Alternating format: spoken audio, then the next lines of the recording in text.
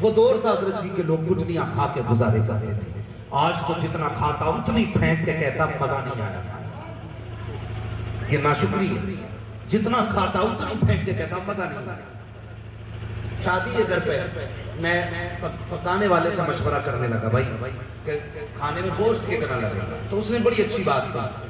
وہ کہنے لگا اگر نیچے بیٹھا کے کھلاؤ گے تو اتنا لگے گا، ٹیبل لگا کے کھلاؤ گے تو پورا 50 کلو زیادہ لگے گا.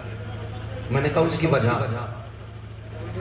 تو اس نے کہا نیچے رکھ کے کھلاؤ گے تو لوگ پھینکیں گے نہیں، ٹیبل پہ کھلاؤ گے تو کم سے کم 50 کلو 1000 آدمی پھینک جائیں گے. سوال یہ نہیں تھا کم بڑھتی کتنا لگا، خیال یہ آیا کہ ہم اتنی بربادی کرتے ہیں. یار پاکستان جا کر کے آپ دیکھیں، ایک ایک روٹی کے لیے بندہ پریشان ہے. ایک بچی کی ویڈیو وائرل ہے، ننگے پیر توڑ رہی تھی. کسی نے پوچھا بیٹی کدھر جا رہی ہے؟ رونے لگی. کہا بات کیا ہے، کیا چاہیے؟ اس نے کہا بس ایک روٹی چاہیے. روٹی کتنی بڑی دولت ہے اللہ کی. کبھی سوچا ہم نے؟ جاؤ کچڑے کے ڈھیروں پہ جا کے دیکھو، ہمارے پاس تو دولت اتنی ہے کہ حساب نہیں لگتا. جتنا کھاتے نہیں اس سے زیادہ پھینک دیا کرتے. اور یار پھینکنے سے پہلے سوچ، اگر یہ کسی غریب کے دسترخوان پہ ہوتا تو کسی غریب کا ایک وقت کا چولہا چلا جائے. کس عقل سے جی رہے ہیں کہاں پہ ہم؟ میرے حضور نے فرمایا تھا روٹی کی عزت کرنا، اگر یہ ٹوٹ گئی تو ہاتھ نہیں آئے گی. ہاتھ نہیں آئے گی. بڑا غریب صحابی حضور کا آ گیا. میرے نبی نے فرمایا کیا حال ہے؟ آنکھ میں آنسو آ گئے. رو کے کہنے لگے یا رسول اللہ بس شکر اللہ کا. کٹ رہی ہے. کیا ہوا؟ کہنے لگے حضور بس کبھی فاقے ہوتے کبھی مل جاتی ہے. ملتی ہے تو صبر کر لیتے، نہیں ملتی ہے تو شکر ادا کرتے. ملتی ہے تو شکر کرتے، نہیں ملتی تو صبر کرتے. جب اتنا سنا حضور کی بھی آنکھیں نہ ہوئی. یہ حضور ہے جو ہر غلام کا خیال رکھتے ہیں. حضور نے غلاموں کا خیال رکھتے ہیں. ہمیں تو سگوں کا خیال ہے. ہمیں تو مسئلہ ہی کوئی نہیں. ہم تو مینار بنوا دیں گے 40 فٹ کا. 40 فٹ کا مینار ہم نے اس لیے بنوایا پورا پیپلس آنا دیکھے. کسی نے بنوایا ہو تو برا نہ ماننا، میں سمجھانا چاہتا. لیکن غریب بھائی کے چولہے میں اس لیے راشن نہیں دیں گے کہ اسے کوئی لکھنے اور اسے کوئی دیکھنے نہیں آتا. کبھی اپنوں کے بیچ بیٹھ کے یار ان کے حالت دل پوچھا کر. اتنی فرصت نہیں، ہم اتنے بزی اور اتنے مصروف لوگ ہو گئے کہ ہمیں اپنوں کا حال جاننے تک کی فرصت نہیں. حضور نے اپنے غلام سے فرمایا کیسی کٹ رہی ہے؟ کہنے لگے حضور غربت ہے، بس مل جاتی ہے تو کھا لیتے، نہیں ملتی ہے تو صبر کرتے. جب اتنا سنا آنکھ میں حضور کی بھی آنسو آ گیا. اتنے میں جبریل آئی. کہنے لگے یا رسول اللہ یہ جو غلام بیٹھا ہے نا جس کی آپ غربت کو سن رہے ہیں نا، بس یہ کل ظہر تک کا مہمان ہے. کل ظہر تک کا مہمان ہے. کل ظہر تک اس کا انتقال ہو جائے گا. جب اتنا سنا نا بس پھر کیا تھا. وہ حضور جو قسم سے جانوروں کا درد برداشت نہ کر سکتے، جب کل تک کے ظہر کی بات سنی نا تو حضور کی نبوت والی آنکھوں سے آنسو ٹپ ٹپ کے رہنے لگے. میرے حضور نے فرمایا غلام تیری کوئی ایسی تمنا ہے جو پوری نہ ہو سکی ہو غربت کی وجہ سے؟ جب اتنا سنا تو وہ کہتے ہیں یا رسول اللہ 2 تمنائیں. ذرا سننا میرے بھائی، 2 تمنائیں کیا تھی پتہ لگے گا وہ بات.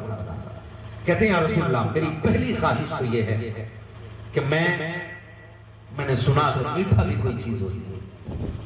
کاش مجھے زندگی میں جیتے جی ایک بار میٹھا کھانا نہ سمجھ. آج تو جس کا جی چاہے تو یہ بھائی کو نہ جاؤ پیٹ بھر کے کھا لیا.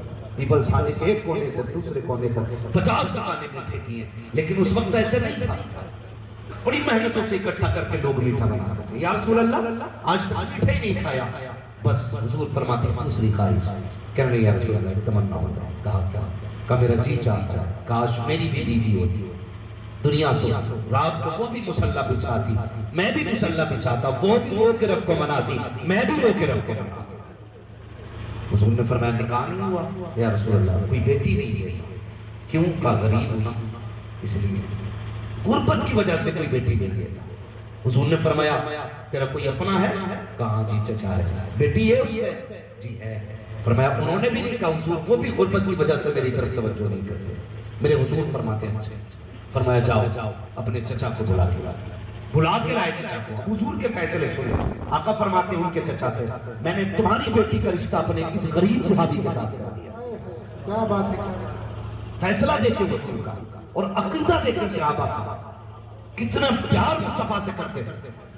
کہتے ہیں حضور نے فرمایا میں اپنے اس غلام کا رشتہ تمہاری بیٹی سے کرتا ہوں. گردن جھک گئی. حضور جو آپ کا فیصلہ ہے، میری بیٹی بھی آپ کی بیٹی ہے، جو آپ نے کہہ دیا ہو گیا. فرماتے ہیں دن کا تعین نہیں، اسے آج ہی نکاح ہوگا، تاخیر نہیں ہونی، آج ہی نکاح ہونا. حضور جانتے تھے کل ظہر تک انتقال ہوگا، کہتے ہیں آج ہی نکاح ہونا ہے. اتنا سننا تھا. صحابی کہتے ہیں یا رسول اللہ جو آپ کا فیصلہ ہو. مصطفیٰ نے فرمایا نکاح آج ہی ہوگا. دوسری بار آواز دی، فرمایا جی کہا عثمان کو بلایا جائے. حضرت عثمان غنی آئے. جی یا رسول اللہ. فرمایا ایسا میٹھا تیار کرنا، ایسا حلوہ تیار کرنا جو آج تک تیرے دسترخوان پہ نہ بنا ہو. میرے غلام نے آج تک حلوہ نہیں کھایا ہے، آج اس کو حلوہ کھلایا جانا ہے. اللہ پر غور کرنا پیارے. نکاح مصطفیٰ نے کرا دیا، حلوہ عثمان غنی نے بنا دیا. جب اگلے دن کا سویرا ہوا ہے، ایک غلام کو مصطفیٰ نے بلایا. فرماتے جا کر کے اس صحابی کے دروازے پہ چلا جا، جیسے کہ رونے کی آواز آ جائے دوڑ کر کے مجھ کو خبر کر دینا. تو گئے صحابی. صبح سے دوپہر ہو گئی ہے، ظہر تک بیٹھے رہے، کوئی آواز نہیں آئی ہے. جب نماز پڑھنے کے لیے آئے، آقا فرماتے بتاؤ کسی کے رونے کی آواز آئی؟ کہا جی یا رسول اللہ ابھی تک کسی کے رونے کی آواز نہیں آئی ہے. آقا کریم کہتے ہیں پھر جا کے دروازے پہ بیٹھ جاؤ. پھر ظہر سے عصر کا وقت آ گیا. پھر جب عصر کی نماز پڑھنے آئے ہیں، پتا چلا کوئی رویا؟ یا رسول اللہ کوئی نہیں رویا ہے. اس گھر سے تو خوشیوں کی آوازیں ہیں، لوگ مسکرا رہے ہیں، لوگ خوش ہو رہے ہیں. اتنا سننا تھا. حضور سجدے میں چلے جاتے ہیں. جیسے سجدے میں گئے کہتے میرے مالک بتا تو صحیح، تیرا تو فیصلہ یہ تھا کہ یہ ظہر تک زندہ رکھے گا، عصر کا وقت ہو گیا ہے، جب تک زندہ کیسے ہے؟ جبریل کبھی جھوٹ نہیں بولا کرتا ہے. جبریل نے مجھے بتایا تھا اس کی زندگی ظہر تک ہے. میرے مالک بتا تو صحیح اب تک وہ زندہ کیسے ہے؟ رب نے فرمایا محبوب جبریل نے سچ کہا تھا، فیصلہ بھی یہی تھا، اس کو ظہر تک زندہ رہنا تھا، لیکن تقدیر ہی بدل ڈالی ہے. مالک ہوا کیا ہے؟ رب فرماتا محبوب سن تو سکی. جب نکاح کرنے کے بعد یہ دلہن لے کر کے اپنے گھر میں آیا، اس نے مغرب کی نماز کے بعد دسترخوان لگایا.